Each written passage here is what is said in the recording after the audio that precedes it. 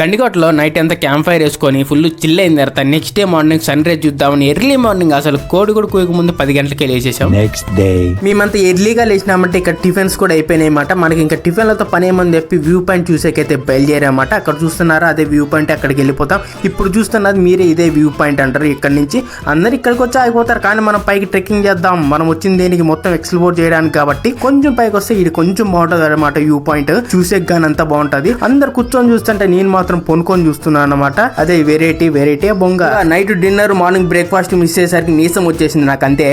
ఇంకా రాజుల వారి గుడి బడి గిది అది ఇది అన్ని చూసాం అనమాట. మొత్తానికి ఇక్కడికి వ్యూ పాయింట్ చూసేకి ఎంతమంది వచ్చారో తెలియదు, కానీ మొత్తానికి ప్రీ వెడ్డింగ్ షూటింగ్ వచ్చిన వాళ్ళు మాత్రం చాలా మంది ఉన్నారు. సగం పైన వాళ్ళే ఉన్నారన్నమాట. ఎక్కడ పైన కెమెరా పెట్టిన ఒక నిమిషం ఉండమంటున్నారు. మొత్తానికి అయితే మనం అంతా చూసేసుకొని వచ్చేసాం, ఇంటికి బయలుదేరాం. ట్రిప్ మాత్రం నేను అనుకున్న దానికంటే బాగా జరిగింది అనమాట. అందరు హ్యాపీగా ఉన్నాం, బాగున్నాం. కాబట్టి మీకు కూడా ఈ వీడియో నచ్చినట్టయితే లైక్ కొట్టండి, అలానే సబ్స్క్రైబ్ చేసుకోండి. ఒకసారి చేసేసారి 2-3 సార్లు కొట్టకండి, అన్సబ్స్క్రైబ్ అయిపోతుంది ప్లీజ్. అలానే మీరు లాంగ్ వీడియో చూడాలనుకుంటే కింద ఇస్తాను, క్లిక్ చేస్తే లాంగ్ వీడియోకి వెళ్ళిపోవచ్చు. ఫుల్ బ్లాగ్ చూసి ఎంజాయ్ చేసుకోండి. కొంచెం ఫన్ ఉంది అనుకుంటున్నా. నెక్స్ట్ బ్లాగ్ లో మళ్ళీ కలుద్దాం.